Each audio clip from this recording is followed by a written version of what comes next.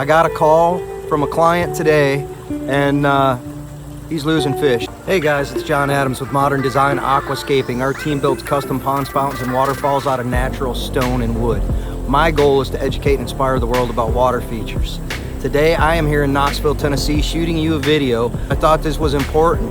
I got a call from a client today, and he's losing fish. He lost a fish about a month or so ago. He called me and said he was having trouble, and I said, well, let's start out with the water change, do a water test. My first answer is always do a water test, see what's going on, and things seem to have gotten better. And then last night he lost another fish, and he reached out and said, man, I gotta have you come out here and figure out what's going on. So all of my stuff is of course somewhere else with my team. You can see the pond behind me. This is actually a feature that we rebuilt the waterfall on, excuse me, and added a biological filter. Gosh, I guess it's been 2 years ago now, and everything's been fine. So the first thing I want to do, obviously, is I want to do a water test on all the basic parameters. I want to check pH, I want to check ammonia, nitrite, just the basic stuff. I'm going to shoot that first.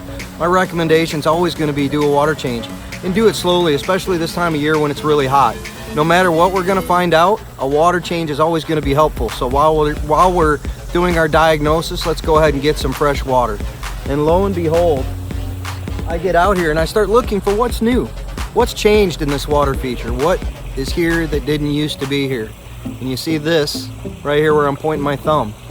I notice there's a copper fountain that's been added into this water feature. The fish are acting skittish according to him. They stay hidden underneath their cave area. They don't want to come out. They're not eating. They're not happy. And I thought to myself, what are the odds that this copper fountain is leaching copper into the water at a level that's going to become toxic to the fish over time?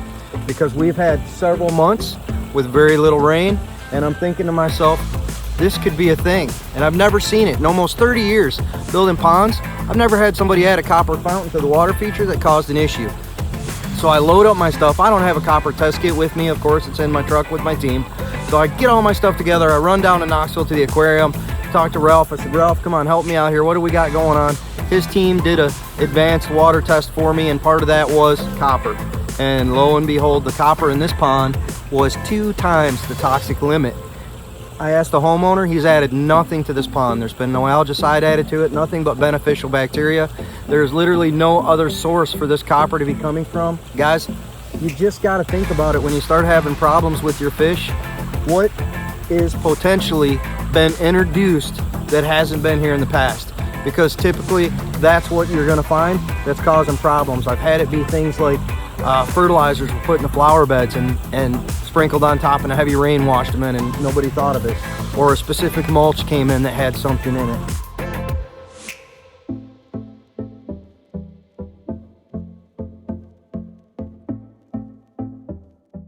There's always something that seems insignificant at the time that seems to have brought the problem with it. And today, that guy right there, the copper fountain, is the only thing that I can see that would bring that in. There's a little ammonia in the pond now. That's because I found uneaten fish food. If your fish aren't eating, don't keep feeding them, because lo and behold, that stuff's high in protein, and when it dissolves in your pond, guys, it's turning straight to ammonia. That's toxic to your fish. My solution for this homeowner today, I told him that the copper damage has been done. There's no changing it. So what I'm gonna do, it's hot. The hose water is probably low 70s. The pond water is probably high 80s. I can't just pour a bunch of hose water into this pond right now, because that's just gonna stress the fish out even further. So what I'm gonna have to do is I'm gonna put the hose on a slow trickle. I'm gonna add a Dechlorinator because I know he's using city water. And guys, the last thing I wanna do now is give them chlorine poisoning after they've been copper poisoned. So a slow water change that's going to go on, and he's going to do it daily over the next 5 days to flush all this copper out of the system.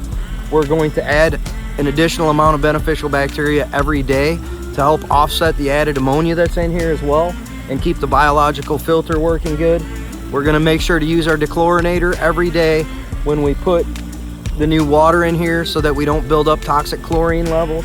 And then when all of this is said and done and we've got it flushed out, we're gonna slowly add some salt into the system, and we're gonna bring that up to 0.03 on the salt, so that it's still healthy for the fish. It helps them out a little bit, but it's not going to be toxic to all the aquatic plants.